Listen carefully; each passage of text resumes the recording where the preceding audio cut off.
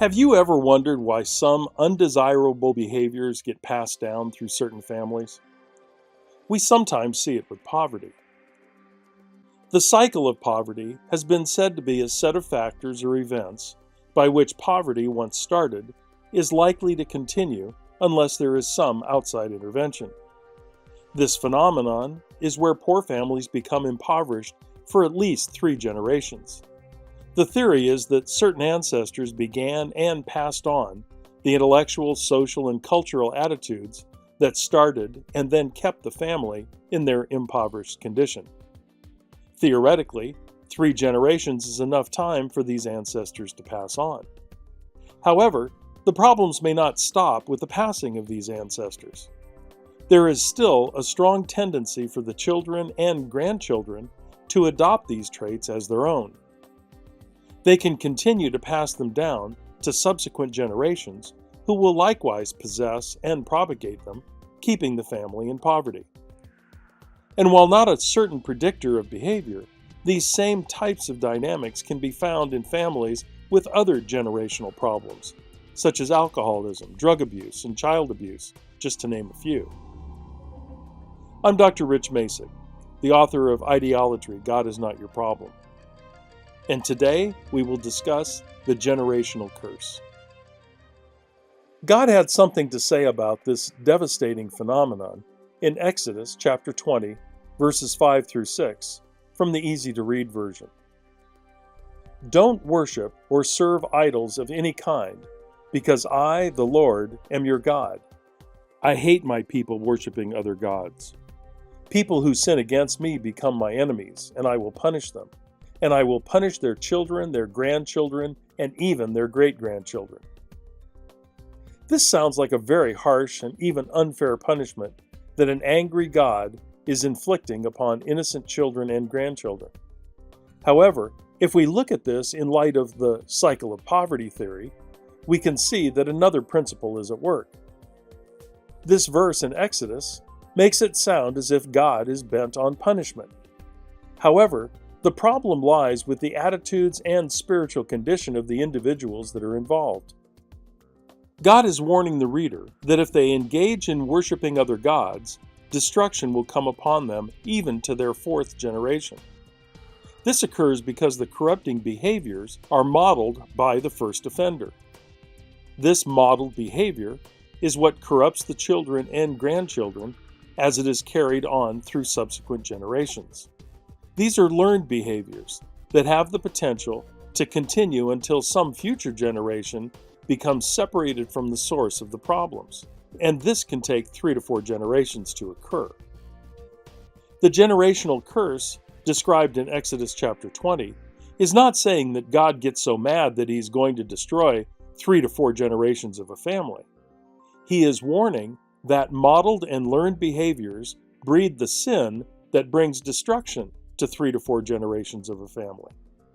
God said not to worship or serve idols as gods, but virtually any behavior that dominates us or takes our attention away from Him has the potential to become an idol that is worshipped or served as if it were a god. Certainly, alcoholism or drug abuse can fit into that category, but so can many other things that have the potential to dominate our lives. Obsessions with sports, possessions, money, pornography, and many other behaviors can be likened to idols or gods. The generational curse began with Adam's rejection of God's instructions and was passed down to Cain. Cain took the corruption of that sin to an entirely different level. The second recorded sin in the Bible is described in Genesis chapter 4, verses 8 through 13, from the New International Version. Now Cain said to his brother Abel, "Let's go out to the field."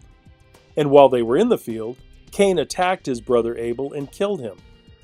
Then the Lord said to Cain, "Where is your brother Abel?" "I don't know," he replied. "Am I my brother's keeper?" The Lord said, "What have you done? Listen, your brother's blood cries out to me from the ground. Now you are under a curse and driven from the ground, which opened its mouth to receive your brother's blood from your hand. When you work the ground, It will no longer yield its crops for you. You will be a restless wanderer on the earth. Cain said to the Lord, "My punishment is more than I can bear." God proclaimed that Cain was now under a curse as a result of his action. However, it may be just as important to see what the text does not say rather than what it does say. The text does not say that God cursed him. The text records an observation on the part of God. God informed Cain of what he had brought upon himself and how his actions would affect and impact his life. God did not demand Cain's life in exchange for the murder of his brother. In fact, he stated that if anyone else were to kill him, they would call upon themselves the even more dire consequences of sevenfold vengeance described in Genesis chapter 4, verse 15. What if Cain were to have responded differently and accepted responsibility for his action when God asked the whereabouts of Abel? God obviously already knew what Cain had done, just as he already knows what you and I have done. He was offering Cain an opportunity to accept the responsibility of his action by admitting to it. Perhaps that admission of guilt and a corresponding regret or repentance may have led to an entirely different outcome. Instead, Cain deflected the responsibility and denied his action with a flippant response found in Genesis chapter 4, verse 9. "I don't know. Am I my brother's keeper?" Where do you suppose Cain learned to deflect his responsibility? Perhaps he learned from his father, Adam, who deflected his responsibility onto Eve. Caught in his lie, Cain sealed his fate and put himself onto the path of destruction. In essence, he created his own fate by his decision to kill his brother and then deny it. It was not an act of God to curse Cain. Cain was cursed by his choice to sin. The same choice to sin is what also activates the generational curse of Exodus chapter 20. So what was the act of God in Cain's situation? According to the text, God did not directly punish Cain. He informed him that he crossed a boundary that carried with it the automatic consequences of a curse. Sin brought the curse, but the act of God was actually to preserve Cain's life in spite of his sin. In future episodes, we will explore more of this pattern of human deflection and defensiveness as we examine other examples of destruction or cursing attributed to the hand of God. I invite you to read Ideolatry to explore other situations where God gets labeled as the punisher for the sinful activities of mankind.